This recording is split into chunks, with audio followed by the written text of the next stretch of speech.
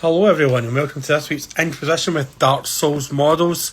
Bit of a different one this week. Guy that does predominantly Dark Souls miniatures, Elden Ring miniatures, Bloodborne, any of the Soulsborne really games from Miyazaki. This man does. So hopefully we'll get him on soon. We'll see how late Penge is, because as we know, if Penge is in time, then something bad is happening in the world, because we don't like Penge being on time. And I'll just send you a wee request here, pal, now. So,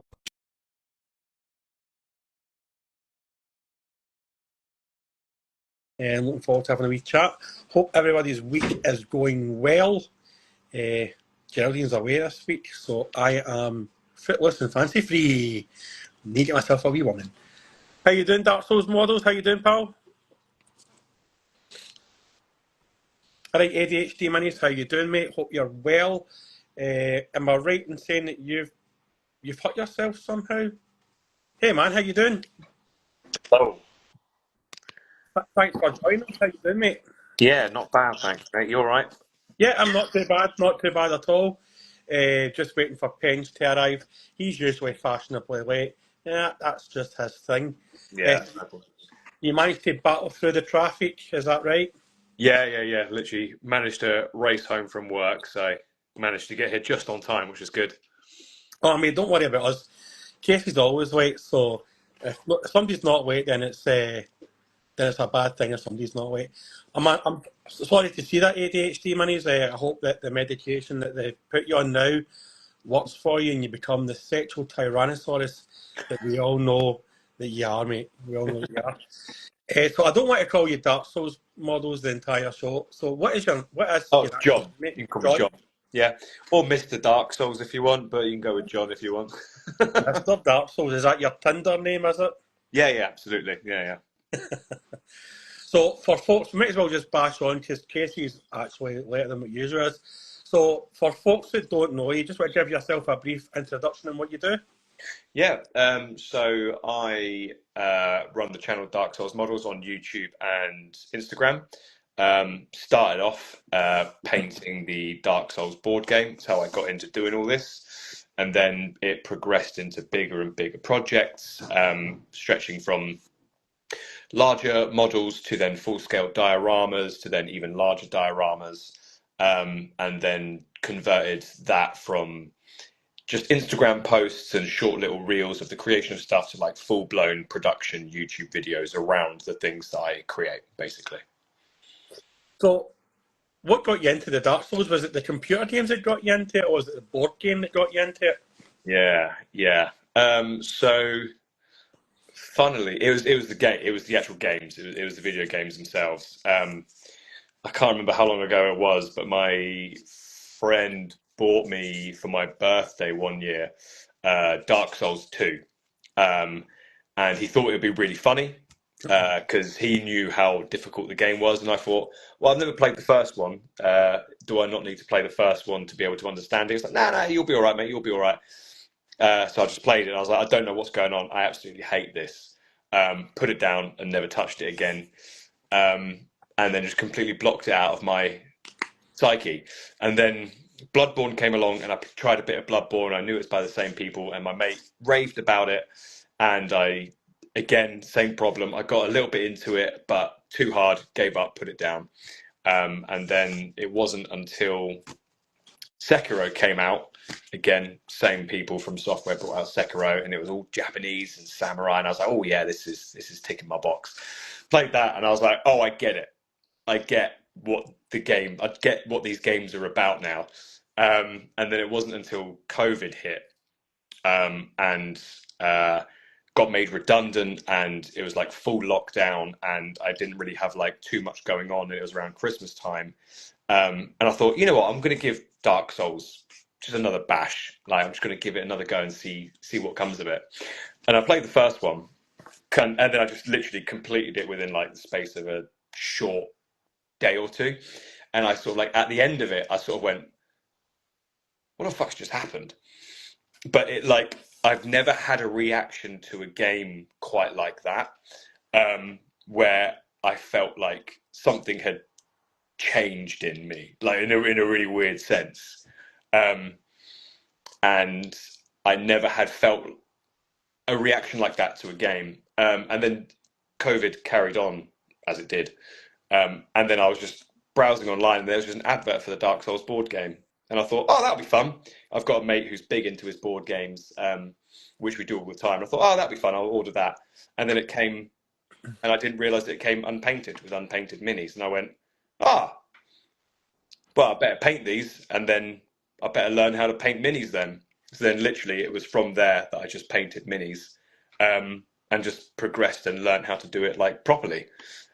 Which is a really long-winded answer to what your question was. No, we love the long answers. It gives us less Yeah. work to do. So, did you ever dabble back, like when you were younger? Did you dabble in miniatures like maybe the old Hero Quest or Space Crusade or Battle Masters, anything like that? So the only thing I ever painted younger was Lord of the Rings Warhammer when it first came out. And I did, me and my sister, years and years and years ago, however long ago it was when it came out, probably over 20 years ago.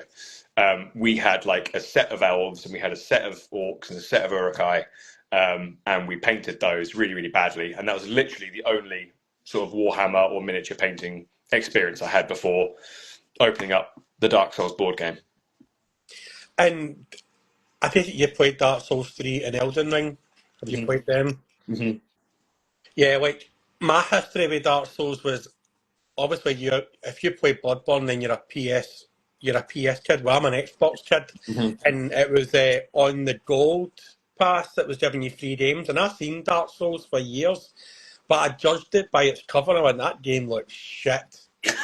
Yeah. And then me and my son, we started playing computer games together, and I was like, I've seen Dark Souls, and I was like, you know what? We'll download Dark Souls and we'll do a life each, thinking, right, this is going to be piss easy.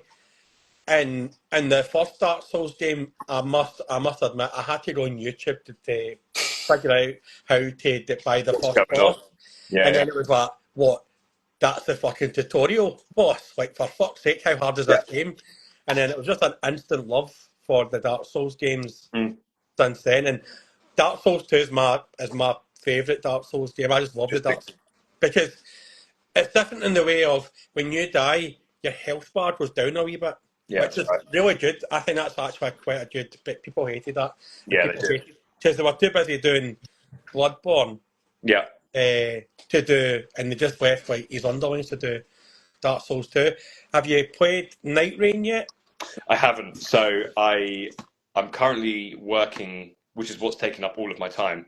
I'm working on a secret, massive project, which was meant to release for Night Rain, and then it's being made for Night Rain. It's a massive like collaboration between like 18 mini painter sort of influencers and stuff. And yeah, I ended up going to the UK Games Expo over which was over the release of Night Rain, so I wasn't able to play it over there. And then I came back, and then the next day, one day after I came back, I had to travel to Lancaster to go to a wedding, and then I didn't get back from that until what day is it today? Wednesday. I didn't get back until Monday. Then I went straight to work Tuesday, so I haven't even turned on the PlayStation to even try Night Rain yet. But I'm making a massive model for it at the moment. And I think, like, obviously you've got a 3D printer. Do you just when you're playing the game, just take a note of like models that you want to print off and paint? Is that? So, there's a really great couple of guys that I do a lot of sort of projects with, who on Instagram, called Realstone. They do really awesome STLs of all manners of things, and they do really great stuff from all that sort of stuff. So anytime they sort of release things, I sort of think about how I could incorporate STLs into like dioramas and stuff. Or if I've got like a specific idea, I often like reach out to them, and they're always really open for collaborating with designing certain like models or ideas or types of things that I can then like put together into like larger scenes. Yeah, so those are the guys I generally work with. Or if I find specific things online, I'm like, oh, that could be really cool for a specific diorama, then I'll like just find things online to sort of piece together. And how did you find going into the painting? Did you take some lessons, or were you just YouTubing it, or were you just trial and error? So yeah, so when I got the Dark Souls board game, I literally Googled Dark Souls board game how to paint, and I was just like, someone please show me how. And I mean, shout out to I think they're called Tabletop Duo. And they literally had every video on every character for the Dark Souls board game. And I was like, oh, awesome. And I just bought the paints that they used, and it was all Citadel Games Workshop stuff. I live like 3 minutes away from the Games Workshop. So I was like, awesome. I went in there and picked out all the paints I needed, and I literally just followed the YouTube tutorials to like paint them, and they were like really beginner friendly, really like introductory friendly. So I was like, awesome. And then I painted them, and I painted them really badly. And then yeah, my girlfriend is like a massive social media whiz, and she was like, have you ever thought about setting up a little Instagram for these models because they look really cool? And I was like, I'm not a big social media person. I never have been. And I was like, oh, I had Twitter, but I was like, I've never used Instagram. I'm not really interested. She was like, well, I'll set one up for you. We'll call it Dark Souls Models for fun. And, you know, just upload stuff and see how it goes. Which we did. And then it just sort of snowballed. And then as I kept painting the board game models, and my other friend was painting similar models, and he was making like really cool bases for them. And I was like, oh, how'd you do that? And then he showed me like terrain stuff that he uses. So I started like 3D printing bits for the model bases and things like that. And then the bigger models, I started printing bigger things for those. And then it just kept progressing and progressing and progressing until I started making like full scale dioramas. And how have you found the reaction on Instagram to your stuff? Like, obviously, you've got a fairly healthy following. Are you surprised at yourself how much of a following you have? Yeah, big time. It's tricky because I can't remember how long it took, but I remember it started spiraling because, I mean, just one reel just took off. And it was a relatively steady, slow growth at the start. And then one reel just randomly took off. And then I was like, boom, it like 10,000. I was like, oh my God, that's crazy. Um, and then, like, basically, my girlfriend essentially put in a social media plan for me. She was like, this is what you've got to do. This is when you've got to post. This is how many times you've got to post. And this is what you've got to post. She was like, stick to this for 4 months. And then just after 4 months, just sort of see. And it was after those 4 months, like traction started happening. She was like, I told you so. And I was like, wow, okay. And yeah, it is surprising like how much it grew in a very short space of time. It's like it's plateaued at the moment because I made this. It was when I made the switch from. I used to post every week on YouTube. Like I would just paint like board game models or like simple 3D printed models, and it would just be the models by themselves, just a how to paint. And then I then scaled up everything, and I started making much more bigger dioramas, and I'd make them from scratch and things like that, which take way more time. So I'm posting less frequently, but bigger things. So, Yeah. you know, because the consistency isn't fully there, because it's just me on my own doing this stuff, whilst also doing a full-time job. Like this is like the side thing that I do. It's plateaued for a while, but the trajectory it hit was very surprising because also like you know the miniature community sort of I find lies heavily within the sort of like you're saying like Hero Quest or you know Warhammer or D&D and stuff like that, whereas like the Dark Souls stuff is very much the video game things. Like the hobby side of Dark Souls doesn't really exist, which is quite nice in a way because it's kind of like a niche in a niche, and the Yeah. people who and Dark Souls don't really do merch. They don't do merchandise, so the models that I'm just creating are just fun for me. And then people are like, "Oh my God, I wish they did this. Yeah. I wish they sold this stuff." Um, so that's quite nice for me because people who enjoy the game, they enjoy just seeing the things brought to life. So that's why I found like surprising in a way that there has been a sort of like want for this in this niche. Yeah, because I stumbled across your page by sheer accident. Like I think I was looking for Dark Souls reels or memes, and it was your Farum Knights, which is like one of the first major bosses in Dark Souls 3. Yep. You've got to fight two of them, and then one of them helps you, and then is it the Farum Knights? The Farum Knight is it's like your own character essentially. Like you can equip the Farum Knight armor. What's the two guys that you're fighting? And it's like the first major boss in Dark Souls 3. You'd want to kind of The first major boss in Dark Souls 3 is it's a dual boss, and then a third one comes and helps you, and then once you kill oh, you one, mean the Abyss Watchers? the Abyss Watchers, yeah, Yeah. that's what it is. That was it. Sorry, my dog's chewing my socks. Isa, don't. Sorry, my dog's down here as well. Uh, Once yeah, your Abyss Watchers. I don't know why I'm thinking Farum Knights. I apologise. When I seen your Abyss Watchers diorama, I was like, fucking hell, man, that is absolutely class. Thank you. What's been your favourite thing to paint, and what's been your biggest pain in the arse to paint? Favorite thing to paint? Oh, my word. The biggest one, easy, is the one that I'm currently working on, which I'm hoping will be out by the end of June, which is this massive collaboration project I'm doing for Night Rain. But aside from that, the biggest one has been the Moog's Palace from Elden Ring, which is that was the biggest one at the time, and it's probably still the biggest one now. Which was that one was a massive challenge for me because it was the first time I ever like scaled up. Painting wise, the favorite one to paint, I would probably say when I painted Marika, because that was the first time I'd ever got skin correct. Right. Because it was the first time I ever like used my airbrush properly, and I used my airbrush to correctly paint skin, and I used all the correct methods to do it, and it actually looks like good skin. And then also like the sort of like the sort of dress that she wears as well. Like I managed to get like a really nice effect on the sort of like sheer dress kind of thing. So I would say like painting Marika was the best painting, and the biggest one apart from the one now is Moog's Palace. What's been the biggest pain in the arse to paint? Oh God.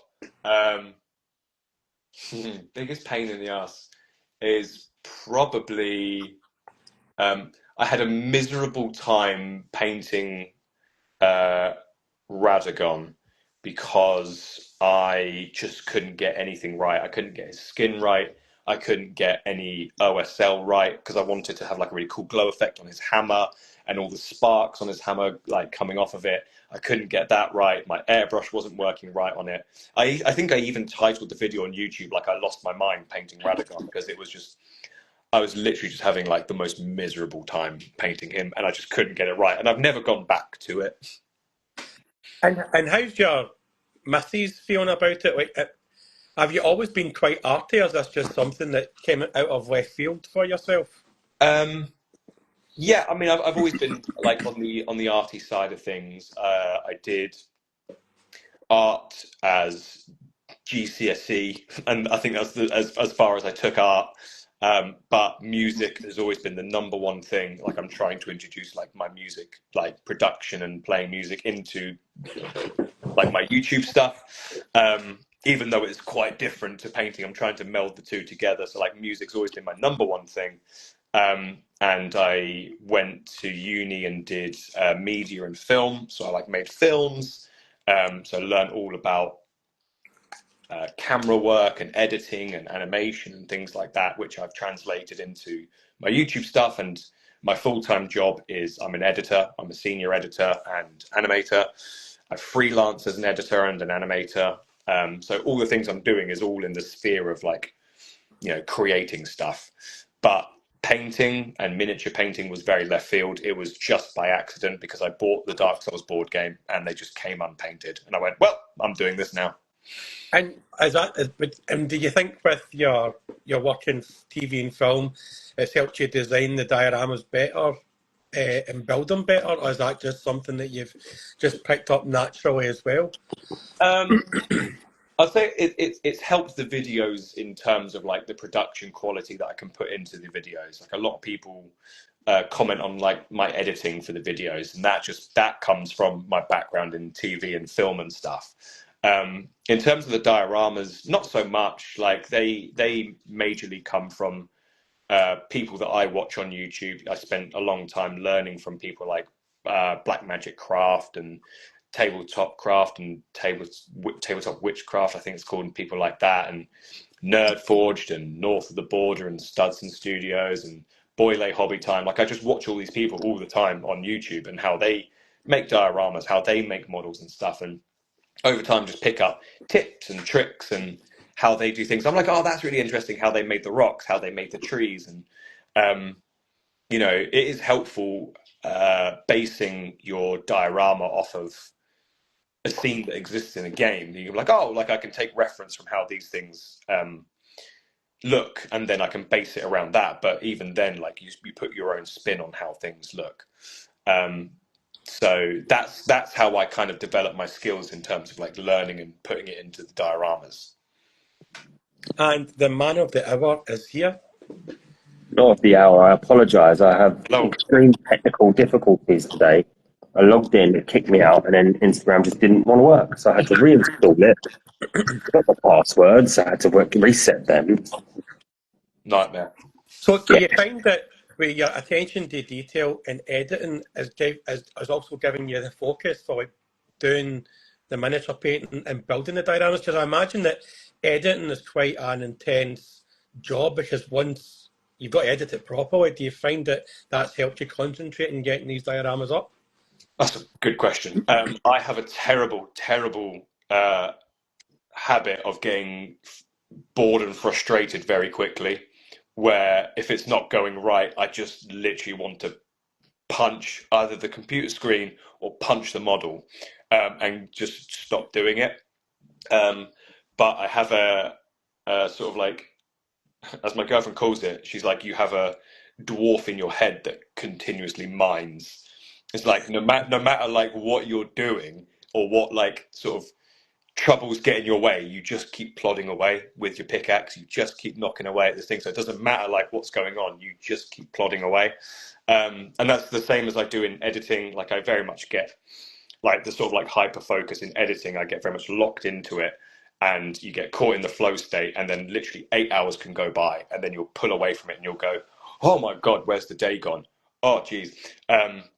And that can happen. Also translate to the miniature painting as well. When it starts going well and you get into it, the same thing happens. So I would say my focus is quite terrible at the best of times, unless I'm in that flow state when things are going well.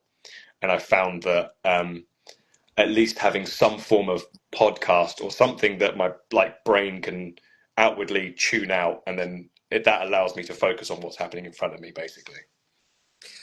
Just before I pass over to Casey, do you listen to Vati when you're doing your stuff? Not when sometimes. If over Christmas I platinumed Sekiro because that was something I'd never done and I wanted to do. So I platinumed Sekiro, and then I watched all of Vati's stuff on Sekiro. And then as I was doing that, I was doing all my models and just like listening to Vati.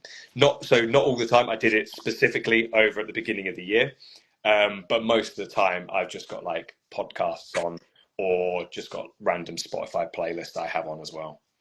So for people that don't know, Vati is a YouTuber. I think he's Australian, and he does all the lore. Yeah. For the Soulsborne games, Bloodborne, and his Elden Ring games. He's pretty much the Lewitton of 40k, but for From Software games. And even if you haven't played any of the Elden Ring games or Darksouls games, listen to his videos because his lore is absolutely fantastic. He does a wonderful job at piecing it all together. Yeah.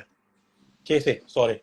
No, you're grand. And look, I'm going to apologise straight away if I ask any questions that Dunk may have already asked, because obviously I've missed out a bit there, and Apologies for my tardiness again. I think what's interested me looking through your account is you've obviously go for quite a big range of stuff, and obviously what inspires you at the end of the day. Like I caught you saying there that, when you're playing a computer game, you can probably visualize it in your mind. You can say, right, I want this, this, and this. Mm. Is there anything you would like to challenge yourself to do that maybe you might not have thought of before? In terms of like making a specific model or like a Yeah, concept? I'd say like a specific model or diorama, or even let's take a sort of a different universe, like some sort of completely different sort of range Yeah, or something. yeah, Yeah. yeah. Absolutely. I mean, I have, yeah. I mean, I could answer both points of that. Is in terms of like model itself from the Dark Souls universe or the From Software universe. One thing I really, and I've been chatting to the 3D model guys Realstone about is creating like Sekiro models, so creating Japanese dioramas. So like, sort of like the quintessential like samurai dojos or like Japanese castles, things like that. Things that are so architecturally specific. Things like that, because the things that I kind of make at the moment have creative license and you can give and take like bits here and there, but what I really want to create is like beautiful Japanese scenery dioramas. So I really want to like push myself into going into that sphere of things. But there's not a lot in terms of what's out there at the moment, like video wise, YouTube wise, about how to like create like a authentic Japanese dojo, or Hmm. like I'm going to get the name wrong, but like the Toji gates, Tori gates, whatever they're called, Yeah. anything like that, like how to create that specifically. So it would genuinely just be a case of me studying the architecture and then trying to replicate it as best as I can. Hmm. So that's one thing I would love to get into, and it will be something I do when I have time and get around to it. There are also other like big dioramas, but not taking into account the one I'm working on now that I've like put out to my patrons and like asked their opinions on stuff. And it's like Dark Souls 2, like the big hub area Majula, which is like a massive fan favorite. It's huge, it's beautiful, like it's on a cliff of beautiful greenery and ruins, and you've got so many NPCs and characters there that I'm like, I would love to create like a massive war gaming terrain of Majula from Dark Souls 2. Hmm. So those are like two big ideas that I want to like challenge myself into doing. In terms of breaching out of the Dark Souls universe, this is something that's been on my mind for a long time, and I have put out to my YouTube subscribers and patrons and things like that about like, hey, if I breached out, like, would you be interested in that, or would you Hmm. lose interest in the channel because the channel is so specific and niche? Like, Yeah.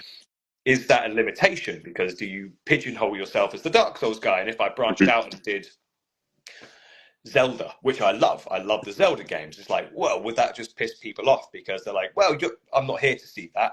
I'm here Yeah. to see Dark Souls stuff.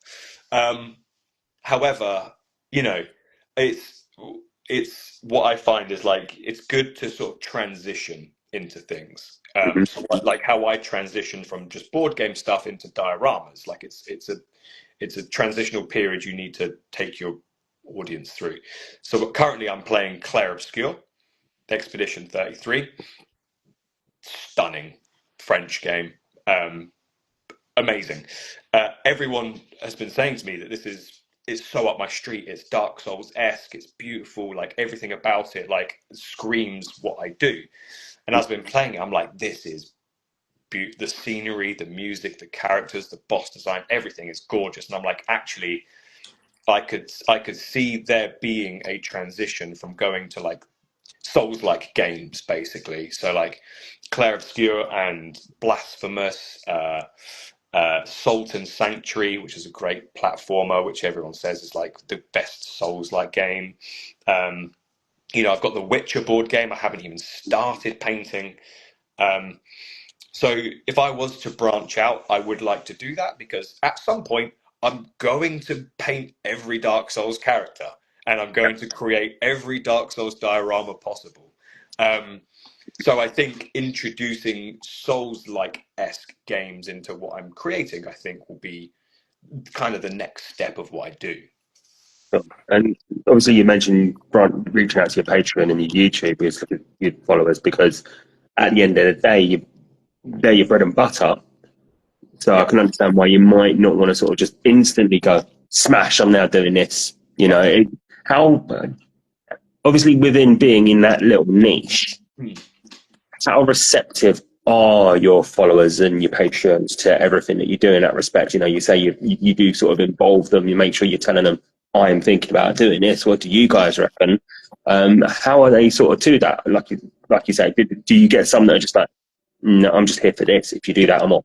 Yeah. No, it's a really nice mix of people. So there are ages ago when I made the switch between doing, I released a video every week on YouTube, and I then got to a point where I was like, I want to start doing more creative things. I don't want to just paint 3D prints. Yeah. And I put out a poll to my audience, and I think it was at like 10, 15,000 at the time. And I was like, look, would you rather I carry on doing weekly uploads, you get a video every single week, or would you be happy for me to reduce this and start creating bigger things?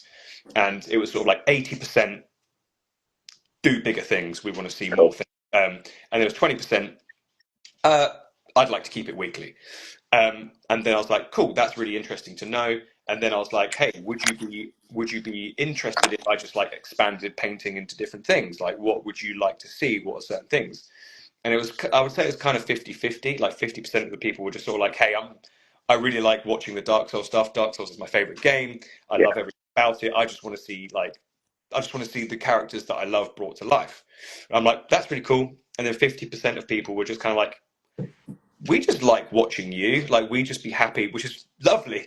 Like, we would just be happy watching you paint anything, really, quite honestly. And I'm like, that's lovely. So Yeah. it's a real mix. And I think, yeah, if I literally just switched it and released a Zelda painting, people would sort of go, oh, am I on the wrong channel? Like, it's a transitional thing to start doing. And I think that transition starts with Souls-like games, like, you know, Clair Obscur, and I'm gonna immediately forget any kind of Souls-like game, like Neo or other ones. You know, so that's the kind of transition I see it kind of going in. As long as, you know, people like the games and they're interested in the games, you know, that Dark Souls players don't just play Dark Souls. Yeah. They play Skyrim, they play Oblivion, they play Witcher, you know. Yeah. So there definitely is an avenue to go to expand it. And I might have missed this earlier, and I do apologise. But with the gaming itself, how do you find balancing your time from your YouTube, your hobbying, and your gaming? Is it something that you just sort of do compartmentalize? Like, tonight, I am just going to do X. Tomorrow, I will do Y. Weekend is Z. How do you find a balance with it all? There is no balance. Is Monday to Friday, 9 to 5 is my full-time job as an editor. I work at an agency editing for, you know, advertising content, things like that. That's like 9 to 5. Around that, in evenings, is either freelancing, because I also freelance as an editor. Outside of the freelancing is when I go to North Paints was involved in my collaboration project. Hi, mate. And so freelancing takes up time as well. So mainly the painting and hobbying and diorama and crafting comes on weekends. And then in the evenings, once I've made the diorama, evenings comes editing. So then it's like my evenings are spent just editing the video for YouTube. And then anytime I get spare from working, YouTubing, freelancing, I can play the games. So over Christmas is when I got to Platinum Sekiro, because I had all the time in the world to do it. I took off like 3 weeks worth of work. I was like, I can do anything. So it's literally freeing up like random hours here and there if I can get to gaming. But it's not a lot. No, I can imagine that could be quite stressful, because what you're doing as your day-to-day job, then obviously you're evolving in your hobbying as well.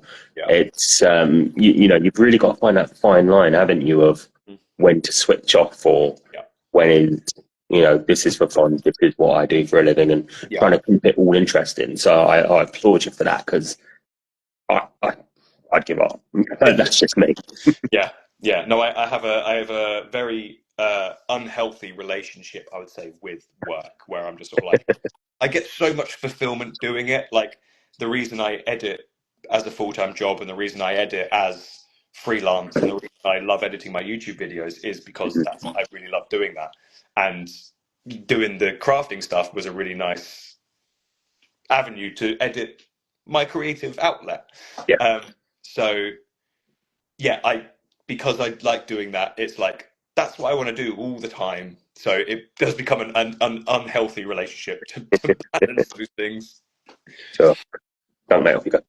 When this goes on YouTube, really don't judge us on how piss poor our editing is, because we are terrible at editing. It's basically, I download it for Instagram, I use Clip Hunter, and then I upload it onto YouTube, and that's pretty much it. So don't judge us on our very poor editing. You were at UK Expo. How was that experience for you? The Games Expo. Yeah. Do you know what? It was really wonderful. A lot of the people that have been involved in this collaboration project that I'm working on were at the Games Expo. So a lot of the sort of like UK painters were there. So we set up a whole thing that's going to be in the YouTube video, where I went and met these people for the first time, which was really lovely. So all these people that I've been like sort of friends with over Instagram and online, and people that I've just been talking to, getting them involved in this project was like awesome, and chatting to them more was great, and then meeting them was really lovely. And I don't know if you know Hellstorm Wargaming, if you follow them. So Mikey from there, wonderful guy. He's involved in this collaboration project as well. He was super helpful. He's been super helpful the entire time, just introducing me to people within the sort of like miniature painting community. He got me along to this like networking event at the UK Games Expo, and it was literally like, walked in and it was like my YouTube algorithm was there. So like all the people that I've learned from over the years and people that I watch were all in one room, and I was like, oh my god. But I had with this project, I had like 18 people involved, and Norse Paints, who's in the chat now. Unfortunately, the model broke, getting sent to him, which is sad. But one of the big players that I had involved in this project was mini wargamer Dave. And he's the one that set up the idea for me to come to the Games Expo, because he was like, hey, I'm there. I have like a booth there with Wayland Games. I'd love to like help you out as much as I can in this. Like, what if you brought your diorama with you to the expo, and then like everyone who's there, who's part of the project, can come and see it, and we can film it. And I was like, oh my god, this is dream scenario. I was like, no way. Unfortunately, the diorama was just too big. I've made it massive, because it needs to fit 18 characters on it, all like fighting each other for Night Rain. So it's too big, unfortunately. But still, like him having his interest and wanting to support it as well was like really awesome. And then when I was at the Games Expo, I got to meet him and chat to him, and all the people that were involved and extra people. I'm just sort of like, it was just awesome, like just being involved. Like, aside from just going for the board games, because I went with my friend who's my DM dungeon master, who's a board game guru. He just lives for this shit. And we went together, and just being involved, playing board games and being around the expo was awesome. But I think like meeting everyone that was involved and meeting people that I've followed for years and have learned from was like a wonderful experience. And it was like massive like credit and thank you to Mikey at Hellstorm Wargaming, because he like really kind of helped me get the most out of the weekend, I would say. And were you obviously you were maybe fanboying over a few of the guys that were there? Did anybody fanboy over you? Were you recognised quite a lot? No. My friend was like, He was like, "Oh, are you going to wear your apron?" Because I always have like an apron in my YouTube. I was like, "No, that's so cringe." I said I would never do that. And he was like, "Oh, do you reckon like people are going to come up to you and be like, 'Oh my God, are you Dark Souls models?'" And I'm like, "No, of course they're not. Like the majority of my audience is in America." So I was like, "Good," like because that would make me really, really cringe. So no, thankfully, like because I only went. I was faceless on YouTube for 2 years, and it was literally like I don't know if you've ever watched Binging with Babish on YouTube, the cooking channel, massive cooking channels, super successful. Me and my girlfriend watched him all the time, and we based our framing and composition of shot off of that. And it was always like at the shoulders, he had a nice apron, desk in front of him, and then everything happens in front on the desk with hands.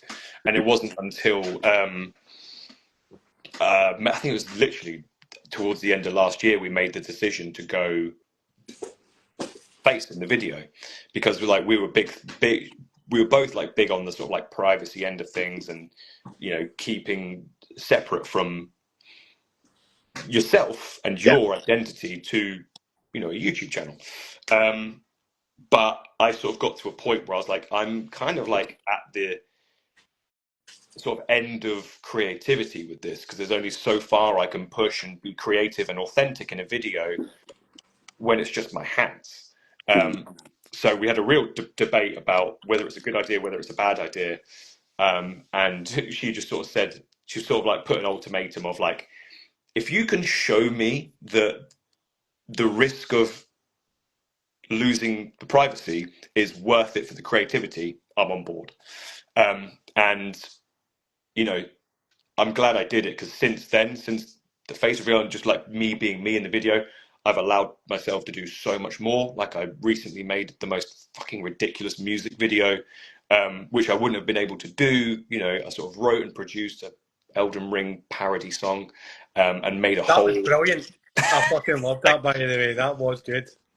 Thank you. It was it was ridiculous. And Who was your costume designer for that? that was me. Yeah. No, it was. I ordered a Pope hat and a cowboy hat off of Amazon, and then I just had my music. I had my denim jacket and denim jeans, and I was like, well, I've got to double denim it. I brought my guitar into work, and me and my mate Luke, we just filmed it in front of a green screen for about an hour and a half. I had some ideas in my head, and I was like, mate, can we just let's just get weird with it. Let's just stand in front of a green screen and let's get really weird. And he was like, oh, I'm your man. And we just got really weird in front of a green screen. But things like that, like I wouldn't have been able to do if I remained a faceless channel. Like, Yeah. And also, there's a big thing. I did an interview a long time ago with the Colin and Samir channel, with who do content for YouTubers basically, and they were doing a massive thing about faceless channels and why do you remain faceless and what the pros and cons. And one of the cons about being faceless is with brand deals, and because a lot of brands want the authenticity and sort of like genuine reaction and the intimacy of face to face from a content creator to the audience. And so that was one thing that was kind of holding us back a bit. But since doing the face reveal, like there are more opportunities with brand deals and things like that. And the more brand deals you can do, the more sort of money the channel can get, and that means the more content you can do. And then it's a slight. It's an interesting thing that you sort of say it like that, because obviously when we started this, we've always had faces. I think, like you say, it's that intimacy of getting to know the person that you're sitting down talking to. What makes them tick. Hey, seeing their reactions, I think, is half the battle as well, Dong. If you agree with me on there, we can ask a question, and when you've just got a pair of hands chatting back to you, sometimes it does feel like the interaction is lacking. There's a disconnect. Yeah, absolutely. And that's why, even like the most, without being disparaging, like the most basic content, which is just like, get ready with me, people that just sit in front of a camera and they either talk about their outfit, or they're just like doing their makeup, or they're doing something really like normal. but because they're front facing with a camera and they're talking to you, it feels like a connection between you. So you Yeah. could be doing anything. Like there are like wonderful channels where people just sit and they just paint. They're not doing any sort of tutorial, but they're just painting and they're just talking to the camera. And it just feels like, because I found like a lot of people who comment, who watch my videos and stuff, they say like, it's perfect background content. And they're like, I don't want that to sound offensive. And I'm like, no, that's great. That's exactly like it, because it's calming. It's just like a vocal presence, you know, like when you would put the radio on for your dog when you're leaving your dog in the kitchen, you know. It's like, people call it like laundry viewing, because they're like, I put this on in the background and I do my laundry for 2 hours and it's like having a podcast on, but it's about a topic that I enjoy. Yeah. So yeah, having that connection is a lot easier when you do have like a face to put the voice to.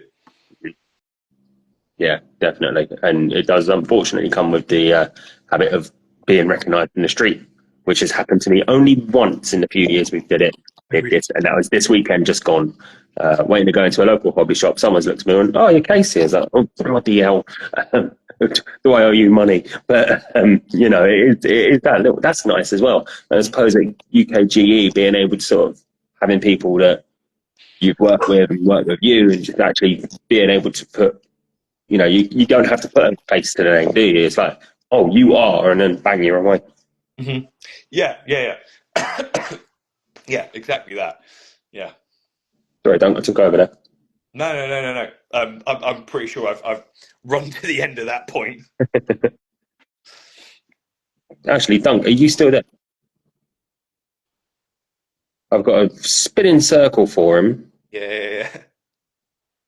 Okay, now, it looks like I might not be the only person having technicals. This sometimes happens, and that is part of the fun of Instagram. It's Absolutely. what we've got to put up with, unfortunately, on this platform.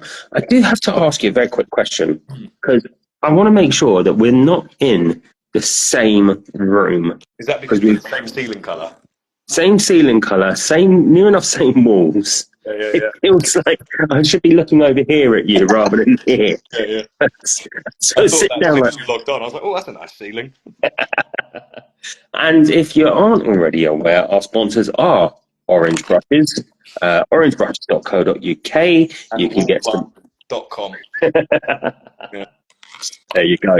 So I think while we're figuring out what's going on with Dunk, we'll go off topic a little bit there now. Sorry, my dogs are being dicks. Oh, there we go. I mean, that's fair enough. If it's not dogs, it's kids. So, and things you shouldn't work with, animals and kids. Yeah. So, yeah, we'll go off topic anyway for a bit now. Dunk's back. The first thing that struck me earlier when I looked, I always do a bit of research. I look for everyone's channels and pages, so I don't come in looking like a complete dick and not knowing what's going on. Yeah. What I picked up on was you had the Dungeons and Dragons Lego set on your profile. And one of my other niches within a niche is the Lego stuff. So was the Dungeons and Dragons Lego, when you got that, was that a big deal for yourself, being able to sort of sit down, like you're saying, with your dioramas, you've got all the little things there, you can go for it, you find yourself having a little play with it. How much fun did you have with that? Yeah, so the Lego was that was the first brand deal the channel ever had.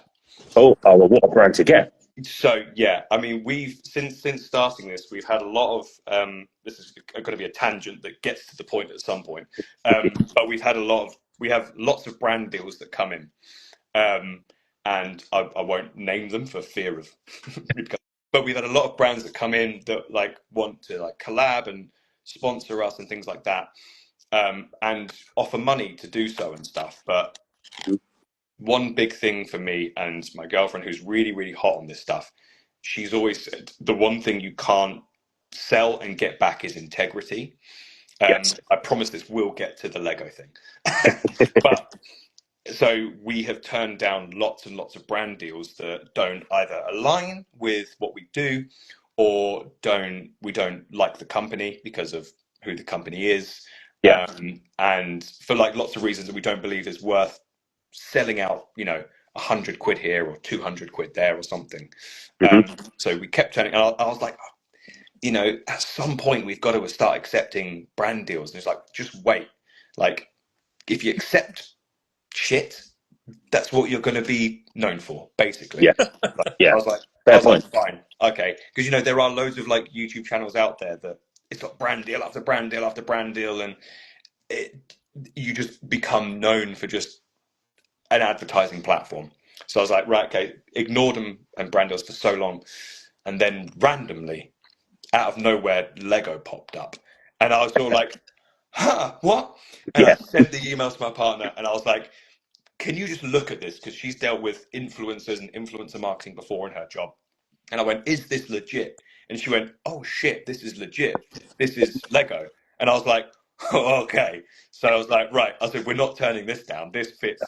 And they were like, because they were really forthcoming with their email, they were like, hey, look, we love the Dark Souls stuff. We love what you're doing. Like we're bringing out a Dungeons and Dragons Lego set. I don't know if you're into Dungeons and Dragons, but like we think it fits really well. So, give us your rates. We'll send you this. We just love for you to just like edit and build a little advert about Dungeons and Dragons Lego. And I was like, yeah. And I used to, like every other kid in the world, did so much Lego. So being able to not only build Lego, but build Lego of something that I really love, because me and my mates, we play D&D once a month, which isn't enough, but it's hard to get everyone together once a month as it is. So being able to build Lego D&D, and then also have it as a brand deal to get paid to build Lego. I was like, this is the dream. yeah. So it's literally like me, a girlfriend, and two of our friends, as I think we were 30 at the time, as like 4 30-year-olds sat in my spare room on the floor just building Lego together, because it was a lot to build to get it out in the time, so it took 4 people. So no, that was like a really special thing, because it was like the first brand deal of the channel, and it was Lego, and it was Dungeons and Dragons. It was just, yeah, the whole thing was awesome. Now, I know that they have done, they're tying in a lot of, well, like, I haven't grown out of Lego, and I'm not ashamed to say it, I don't care. Who has? I think the missus wishes I had, but no. But I know for a fact that they've got a lot of deals with like Nintendo and other game companies at the moment. And you mentioned Zelda there a little while ago. Have you seen that they've got Zelda sets? I haven't actually. They've got, No, the recent one I saw was the Hobbit, the Shire set. yeah, they've got a great Deku Tree set from Ocarina of Time, and Awesome. I've got some money saved. I've got some vouchers saved. I'm going to go get it, but that is now a dangerous place, because even as Norse Paints is saying in the chat, the Shire set, everything else, they are going, Shire set. Yeah, they are going hell for leather big time. on all the stuff that they're putting out. Yeah, And again, like you say, we all did it as kids, but when you're kids, you're imagining, oh, this random man is Mario and jump on this brown block that's a Goomba. yeah. Kids today don't know they're born. It's ridiculous. Yeah. I used to work around the corner from the Lego store in Soho, and it was like every time I would leave work. I mean, you had to like book in advance to even queue, so you would like there was like queues for hours outside of the door. I'd have to get around it just to get to my train. But the temptation every time I walked to work and then I walked back from work was to hit up the Lego store. The only thing that stopped me was, my wallet. Like, Yeah. Yeah, that's the madness of it. And even, like North Paints is saying as well, Star Trek stuff. I knew a kid in school who was a massive Trekkie, and I know for a fact I could reach out to him and be like, have you seen this? And I'd lose him again. And there you go. With respect to, you mentioned obviously, like, I'm going to say, you know what? My partner says I keep saying with respect too much, so I'm going to try and make an effort to stop saying it. You mentioned earlier that you stick your music on, you stick your podcast on when you are doing your dioramas and you're building your hobby. And what are you listening to? Yeah, that's a common question. So usually, I'll stick my own YouTube videos on. No, I don't. I listen to, my favorite podcast is Dungeons and Daddies. Yep, know it. Oh God, I just absolutely love it. I'm on season 3 at the moment. I bought my friend the deck of daddy things for our Dungeons and Dragons campaign. So yeah, Dungeons and Daddies is my number one that I listen to podcast wise. Music wise, really depends on my mood. I've been in a massive like alternate nostalgia vibe at the moment, so I've been like heavy listening. I used to be like a big time emo back in the day, so like I've been sort of like revisiting my old emo roots. So like classic My Chemical Romance, Yeah. things like that. So a lot of the times people put on like relaxing music and stuff, and I find that makes me lose focus if I'm listening to like relaxing focused music. So I Yeah. try to stay away from like lo-fi beats and things like that. Um, so podcast wise, Basement Yard is another favorite of mine. Dungeons and Daddies, Ben and Emil show, which is like from, I don't know if you've ever like back in the TMG days, Cody Code, things like that on YouTube. Anyway, those are sort of like main podcasts. And music wise, I kind of just rely on Spotify's daily mix, Mhm. because I will get bored unless I'm in that mood where I'm like, oh, I'm in a My Chemical Romance mood, and that's all I want to listen to for the next 6 hours. I will just like let Spotify kind of just take the lead on a daily mix. I'm not that brave. I don't trust my Spotify sometimes because I listen to so many different things, and I know people recommend me different things. And also, my Spotify is the office Spotify as well, so it literally is like a mix of like six people's different music coming on at the same time. Is that I'm interested in the fact as well that the first one you mentioned there, podcast wise, was Dungeons and Daddies. Yeah. That got a lot of my mates into Dungeons and Dragons a while ago, and I'd sort of dabbled in it long time ago and sort of never really got into it. But when we set up our group, I actually played a monk purely because of the nunchuck flourish rule and the fact that if you roll a one, you just hit yourself in the dick. Yeah, brilliant. Which we thought was brilliant. So we just like, we'll use that. Was that Glenn Close? I think that was Glenn Close, wasn't it? He did the nunchuck rule. Yeah. Yeah, the amount of times I actually nearly killed myself because I just nunchucked myself in the dick was ridiculous. So it's those little things that make it all fun, though, isn't it? Yeah.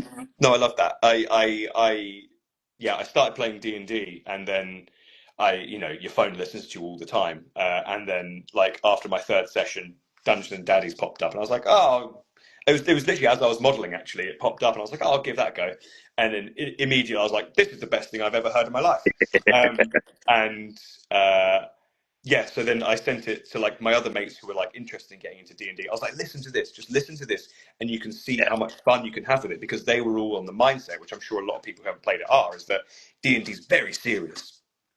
Take it very seriously. It's all about dark fantasy, and you've got to be serious characters. Like my friends wrote like, really like intricate, serious backstories about like who their characters are, and I'm like, oh no, you can literally just be like a dickhead drunk dwarf who just like, all he does is just slap people. Like you can just have that. It can just be like as stupid as you want to make it. Yeah. So I sent them Dungeons and Daddies to listen to, and they were like, "Oh, Dungeons and Dragons can be funny," and I was like, "Yeah, it can." And then literally like listening to that more and more, like I got understanding about how much you can be imaginative with it, basically. Yeah, it is important. Like a mate of mine who he started off a really serious character, and then he got bored of it, and then started a fighter called Croc Lesnar, which was Brilliant. Just a crocodile Brock Lesnar. That was it. That's what he wanted, and it worked for him because when the characters asked him questions, he just grunted. Didn't have to even say anything. So no, I love that kind of stuff. I've taken over a bit. Dunk, off you go. No, you're absolutely fine. So we like to go a wee bit off topic. So me and Casey were having an argument on WhatsApp about a couple of weeks ago about breakfast cereals, and a particular breakfast cereal that Casey thinks was top tier. What was it again? Frosted Shreddies. Now, I think Shreddies is like eating cardboard, right? What was your favourite cereal growing up as a child? Or even now. Let's say it now. I mean, Frosted Shreddies as a child that's a miserable that's a miserable time. I mean, it's something exciting like Lucky Charms. There was also Golden Nuggets. I think Golden Nuggets was my number one as a kid. And then as an adult, like Lucky Charms is, that's a treat. I never have it because I'm in my 30s, so I just eat porridge. So to me, like Lucky Charms is like, oh, that's like a birthday treat. So I think as a kid, Golden Nuggets was like my number one I went for. But as an adult, yeah, I'd say the best you can get is Lucky Charms. Golden Nuggets are good though. Still, right? That is a solid choice. I can't remember the last time I had them. Oh, also Crave, I would say as an adult, Crave is also. I call it my Sunday cereal because it's like I'm not going to have it through the week, but if it's like 10 a.m. on a Sunday, I'm like, yeah, I'm gonna have a bowl of Crave. Yeah. But will you go for that? Will you then go for a second bowl? No, I'm not a savage, but I might. But I might have it as like a little like after dinner pudding, like a bowl of Crave. I mean, Crave. I think isn't that the one that's like filled chocolate? Yeah, that's fair enough. I think sometimes cereal you can do that. I think that's perfectly reasonable. Yeah, absolutely.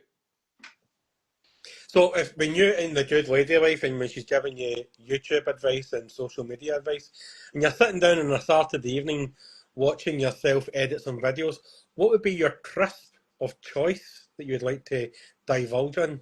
Crisp of choice. Yeah, I'm a sucker for a Pringle. Specific flavour or anything?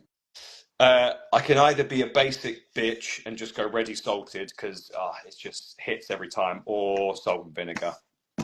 Yeah. That's the thing, like, I keep saying it, right? That's the thing with salt and vinegar Pringles. If you want your face to be like Two-Face out of the Batman series, you might as well eat like 2 tubes, because that's how your face feels. Or you've been fucked in the face with an alien out of Aliens. Yeah. That's how I feel about McCoy's salt and vinegar because they're the ones they just tear you up. Or Discos. Discos is always the one that we have to mention when you talk salt and vinegar. Yeah. I fucking hate Discos. My wife loves Discos as well, and I fucking hate Discos. That's why I bring them up more than anything. What are you washing them down with? Washing them down with. What's your beverage of choice? Yeah. I mean, I like to say I drink water, but I do like to be hydrated.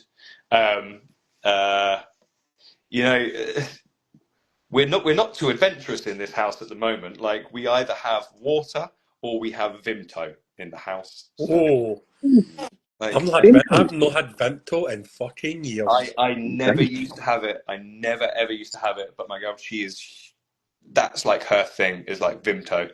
So it's either water or it's Vimto in this house or tea. So I mean, listening to you for the last hour, it seems that your missus is quite a big influence. Oh, massively. In your hobby. Mm-hmm. Are you scared that if she was ever to leave you, that she would destroy the empire that you've built? Never considered it. She would never destroy it, no. But it would definitely not be the same. Yeah, because the whole thing started basically off of her idea and her sort of pushing me to do it. So no, she would never destroy it. But I think I would probably make a lot of wrong choices because there's been a lot of things that I wanted to do in the past, and she's sort of been like, "Hey, bad idea. You'll ruin your integrity if you go with this idea." So has like steered me clear of some bad choices that I'm sure a lot of YouTubers do.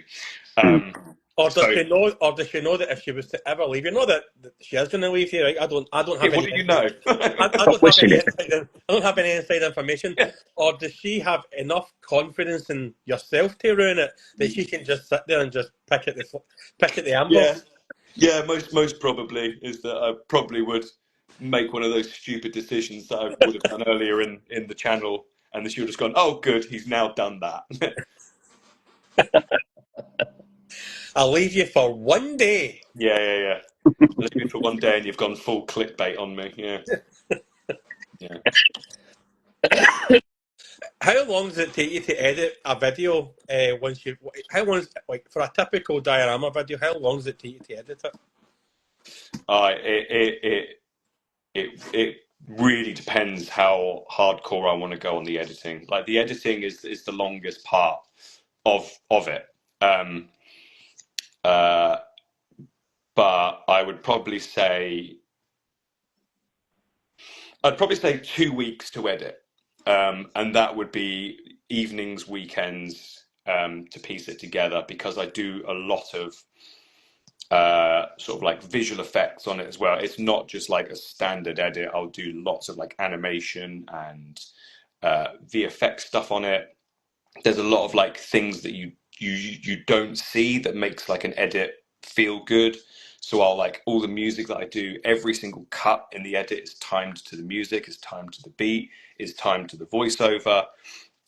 Everything like audio, like the voiceover stuff to the music is all balanced like correctly, and like sound effects always come through with anything that I do. Like if I put something down, I'll always add sound effects to things, and if there's a transition, there's sound effects with that. So it's like building sound design. So it really depends on how much I want to push that, because with this big project that I'm working on at the moment, I want it to come out as soon as possible, but it's like an hour-long video. It's huge, and I just won't have time to put in the effort of sound designs and sound effects, and as much like cutting to music as I want to. So if I was doing it quick, I could get it done in hours. But I like to spend, like, I would say like 2 weeks is usually the good average. Like, annoyingly, one of the most successful videos I did recently was just a unboxing of the Elden Ring board game that came out, and I'm really irritated because I knew that video would do well, and it's irritating because it literally, the game arrived at 12 p.m. arrived at lunchtime. I was like, that arrived sooner than I thought. I'll just film an unboxing because it's already arrived. It took me an hour and a half to film. It took me 2 hours to edit. So from it arriving to having a video edited and complete was 3.5 hours. Start to finish, that's how long it took. And it was the best performing video in a year. As opposed to, the things that, you spend, I could spend a month building and painting a diorama, and then an extra 2 weeks. So like 6 weeks in total, usually I would say is the average time from start to finish.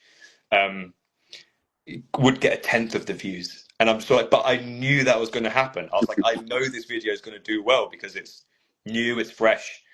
It hits the right time on the algorithm on YouTube, as opposed to the stuff that you pour, weeks into. But,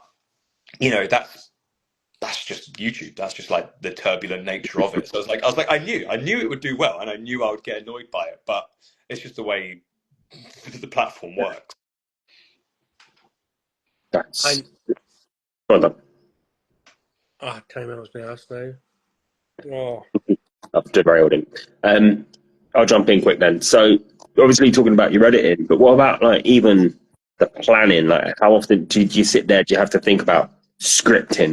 What am I going to say when I'm going through this? Because me and Dunk, we don't plan. Like sometimes I might sit down and write some notes about what I think I want to ask. We've got different ways of doing things, but for me to be able to, I don't think I could sit down some days and actually script something out like that. I don't think I got it in me. What sort of mindset and process do you have for those sorts of things? Yeah, I don't think I've got the best process of it at the moment. We're trying to work on it, but the process is that if I've got everything filmed of the actual building of it, like the actual crafting, camera angle and everything, I'll do a rough cut of the best bits of that, and basically create an entire timeline and try and condense it as much as possible and make it as quick as possible so the video doesn't feel long and dragged out. And then once I've got that, I basically will play through that from start to finish, and I'll write as I watch, and I'll write a script to sort of like, explain what's going on. Yeah. And then as I'm doing that, I will often film bits as I'm doing it. I'm like, this could be a little funny bit, and then I'll film that, and then I'll write a little bit to set up a joke or something to go along with that. So then, but basically, like I watch through the rough cut of the general cut that I've made, write a script to go along with it, then record the voiceover to go along with it. you know, which is a fine way of doing it, and it works, and you know, the edit works with it.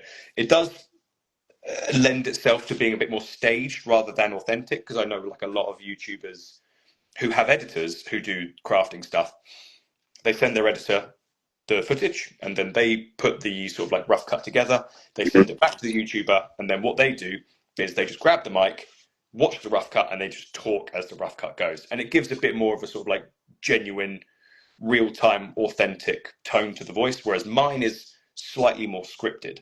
Yeah. Which, you know, is also good because, you know, I do a lot of like filming to camera bits as well, and like Yeah. sort of like setups, and you know, it can lend itself well to being scripted in some ways. But I also feel like, because, you know, even here, like I can just waffle on something and just be incoherent talking about shit. But if I have a script and I know what I'm saying, like I can be way more precise and sort of like give myself leeway to ad lib and, you know, go off topic here and there. But I at least have a structure of what I'm talking about, basically. Yeah. Has From Software or Miyazaki reached out to you about anything that you do? No.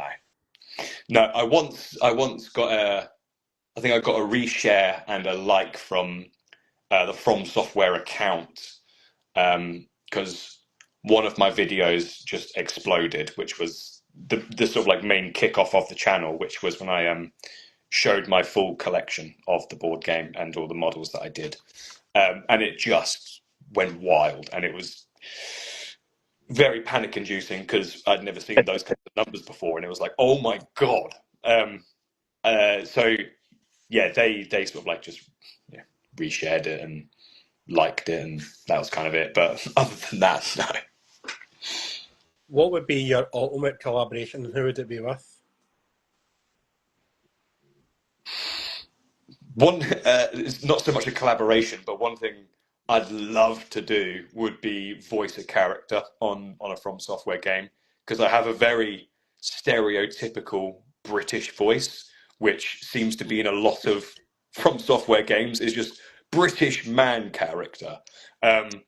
So I kind of want to write and be like, hey, I could just be generic British man 3 if you want, or just a knight that goes, hey, you know, I can do that. That would be like dream.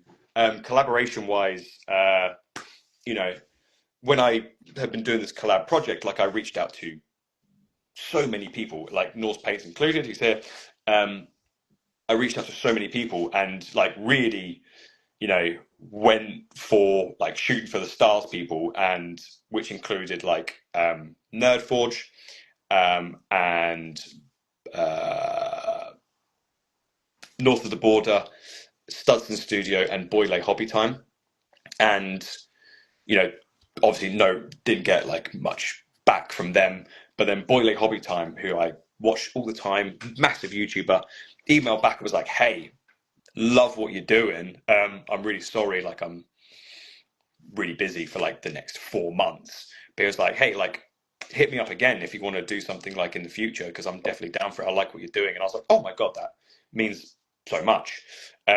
So like out of those 4 people that I listed, is like I would say that's dream category. But I think in terms of similarity of content, like North of the Border for me, I think would be number 1. I took so much like inspiration from how he edits and presents his videos and stuff, to the point where I had comments like on, I can't remember on what videos, but I had comments being like, this is just British North of the Border. Which I'm like, fair enough. I did lean too heavily on inspiration from him. And I've sort of like, after that, I've kind of like found a good middle ground of like my own style with things. So dream collaboration, I would say, would probably be him. And he's only in Scotland, so. Casey? Yeah, it's interesting listening to you talking about like the algorithms and stuff, because the amount of people that we've had on that have sort of, they're worried sometimes. I think that their content's sort of like a slave to it almost. You know, they have to do this. They have to make sure they're ticking the numbers, and that YouTube, they're feeding the machine almost. Do you ever feel like sometimes you might get trapped doing that, or is it just a case of you know what, I'm making this, I don't care? Yeah. So when I was saying about like the ideas that I wanted to do ages ago, and my girlfriend said no, protect your integrity, were things like algorithm bait stuff. You know, like the biggest video I had, which is like near on 900,000 views, like was just me showing my collection of things that I painted. And I Mhm. was like, well, I could just do that again. Well, I Yeah. could just, well, that one worked, so I could just do it, but as an update. And she's like, well, yeah, you can, but like, it's a slippery slope. Mhm. Like, the more you bait the algorithm, the more then that's what an audience you curate. And then once you curate that audience, once you start to try and branch out from that, you create yourself, you dig your own hole, essentially, which Yeah. is why, you see TikTok creators who blow up overnight. The the fame of the algorithm content is short lived. Is the only way I can sort of like say it. Whereas, which is why everyone says that building a trusted audience is more valuable, but it's much longer. Like, people underestimate it's years. I've only been doing YouTube for 2.5 years or so, and even now it's still, I would say, it's like infancy of compared to like people that have been doing it for you know like Rhett and Link, who've been doing it for 16 years. Like, they're people who have been, that's been the graft of creating an audience of people who just want to see what they do. So I have been easily swayed by the idea of, clickbait thumbnails and clickbait titles and Mhm. trying to pop on trends. And I even said, like, oh, like, I got to a point where, the algorithm was just sort of like, shitting on the content, and it wasn't even being pushed out to like my audience and stuff. And I was like, I'm putting all this work in, and it's just being punished by the algorithm because it's not algorithm friendly content. It's Yep. niche content. So, but the main thing she's always said to me, and to get into my head, is preserve the integrity, because the audience is your biggest asset. Mm. So, because I was like, I do film and TV. I'm like, well, what if I just did easy content, like low effort content is what people call it. And I just Yeah. sit and I just fucking review films, because I review shit films because it's fun. I find that fun, and my audience might find it fun. And I can do 2 a week and it'll be algorithm friendly. It's like, you can do that, but why? Yeah. Like, set up a separate channel if you want to do that, which is an idea. So it's big. The appeal of playing the algorithm is very real, and I'm sure every creator feels it, because Mhm. as soon as you get a taste of hitting the algorithm correctly, you're like, well, I want to chase those numbers.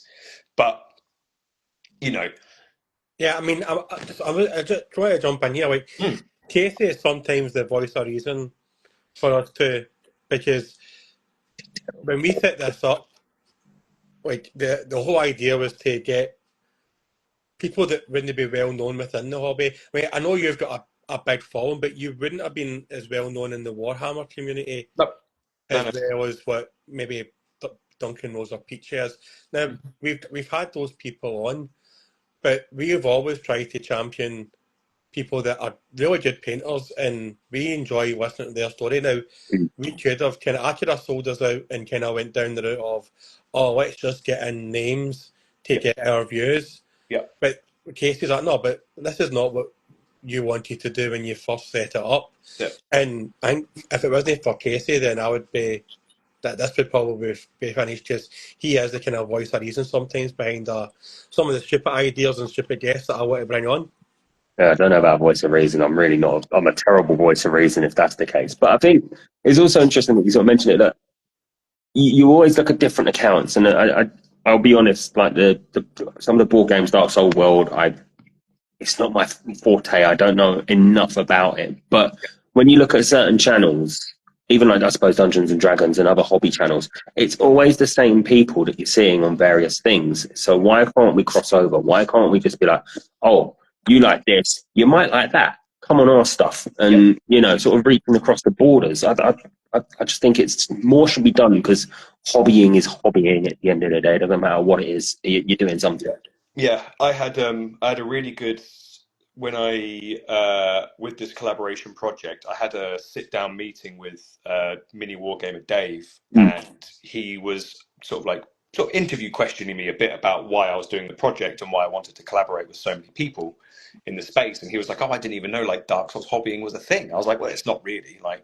And I was like, the reason I really wanted to do it was because it can be a very like isolating hobby because it's just you yourself doing your thing. Basically, it's not like playing team sports or things like that. And I was like, and the problem was with what I was doing, it's a niche within a niche. So like Warhammer has a huge community. And all the people that I followed, and the people that I met at the UK Games Expo, all they sort of like have a community, and they meet up and they go to these conventions and they hang out, and I was like, oh, I don't have that, So I was like, because nobody does Dark Souls painting, really. Like there are like people who paint like Dark Souls models and things, like as as a side thing, but like that's like my dedication thing. And there are like people who dedicate to painting Warhammer. There are people who dedicate to painting like Trench Crusade that's coming out, and there are people that are dedicated to Dungeons and Dragons and things like that. And I was like, I felt very distant from the community of hobbyists, basically, because I was like, it's just me in this little corner. And I was like, well, that's quite frankly fucking stupid. I was like, that's me deciding that. So I was like, well, if I just reached out to these people and got them involved in this project, like, let's just see what happens. And I did, and I reached out to like, I want to say 60 people, and I want to say 70% of responses were like, yeah. There were like some big channels that were like, oh, Dark Souls isn't my thing. Thanks for thinking of me, but I'll pass. And I'm like, fair enough. But I would say out of like 18 people that I got involved in this project, 50% of them never played a Dark Souls game before. 50% of them love Dark Souls. So it was like a wonderful mix of people. And I was like, well, that's kind of the point of all of this is blending. It's just painting and hobbying at the end of the day, and we can all do it together. And then that's what was so nice about going to the Games Expo, was that, hey, like I felt isolated from the community because I was doing something very, very different. But actually, like, we can all appreciate and enjoy it together, even though they're separate factions of the same thing, still doing the same thing that we enjoy. So that was really nice, like being involved in their sort of group and their community that they have. So I was like, oh, anyone can do this. So if somebody reaches out to you next week and says, look, John, we fancy, would you be up for doing a Primark diorama for Warhammer 40k? Would that be something that you would go, yeah, but for that to maybe push yourself, or would you politely decline? Did you say Primark? Yeah. Shop. No. Like Primark is like a kind of leader of the space games. They're like that big old men. Right. I thought you meant a Primark, as in like low price clothes. I don't know a lot about Warhammer. Yeah, I mean, people have said to me, "Oh, I'd love to see a crossover of Warhammer and Dark Souls." Yeah, like absolutely, I would never say no. I'd never say no, but I would find it very hard to deny the opportunity to do a collaboration on something, because it's just what I enjoy doing. And coming off the back of working with these 18 different people, like we've all said to each other, well, a lot of us have said to each other, like, I'd like to do something in the future, like even if it is something separate to what we're doing, like it would just be good to do this. And I'm like, yeah, like regardless whether it fits the niche of the channel or whatever, it's just fun to do. What's the biggest thing that you've learned doing this project then with the 18 people? What's the biggest takeaway that you've taken from it? Never do group projects. I went way too big. I went like, there's a reason people collaborate with one, maybe two people, and I went in with 18 of all like sizes of fan base. I went from people that have like a couple of hundred to 500,000, and it's like the hardest thing is appreciating that because it's the most important thing to me, and it's what I'm doing, and it's like the project that I'm putting everything into.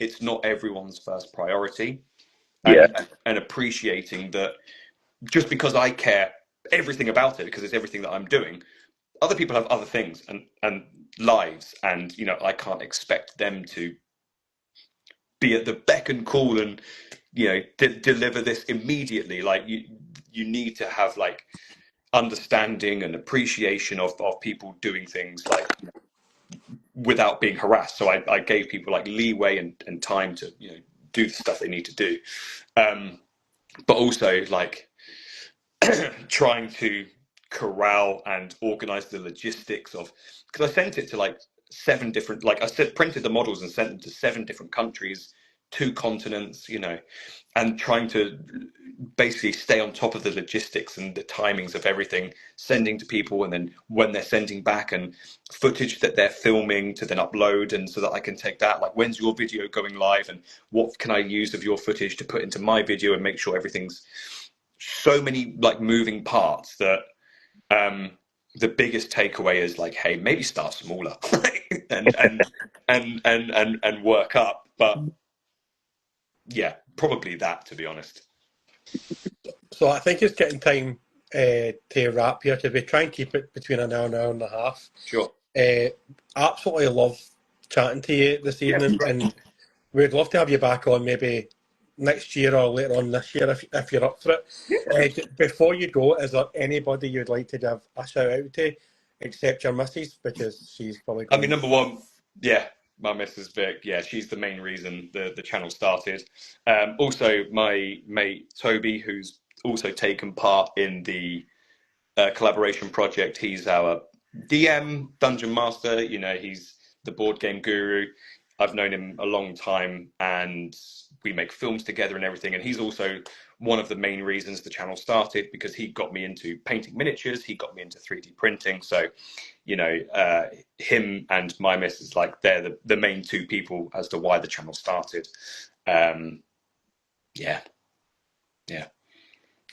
And for people that don't follow you and don't know your YouTube, do you want to just throw out any channels from that? Any channels of people that I want people to follow? Promote yourself and promote others. Yourself. Follow Hellstorm Wargaming, because Mikey was brilliant in helping me in so many different ways. If you haven't checked out like North of the Border, what are you doing? Check them out. Boyle Hobby Time, Nerve Forge. I mean, I don't even shout them out because they're so popular, but yeah, Studston Studio as well. Like, I've learned so much from all of those guys. Black Magic Craft, I've learned so much from. Tabletop Duo, I hope I'm getting the name right. Tabletop Duo, literally just a really wholesome, lovely couple who do board game reviews. You know, they're the first people that I ever learned how to paint from. So yeah, like credit to them, because they just do it because they enjoy it, and it taught me everything that I needed to know to get started to do my channel. Perfect. Katie, any final words of wisdom from yourself this week? Yes, don't try and install an update on Instagram 5 minutes before you're due to do a live stream. I did do it earlier in the day. Yeah. So, folks, that's us for this week. Massive thanks again to Darksouls Models. Check him on Instagram and also his YouTube. Next week, we're not 100% sure who's on next week, because they've not got back to us yet. So there will be a guest next week. And then we've got 2 more shows left, and then we go on our summer holidays. Folks, we'll see you next week. Again, thanks for Darksouls Minis. No worries. Thanks for having me. And we'll see you all next week, folks. Cheers. Bye. Thank you very much.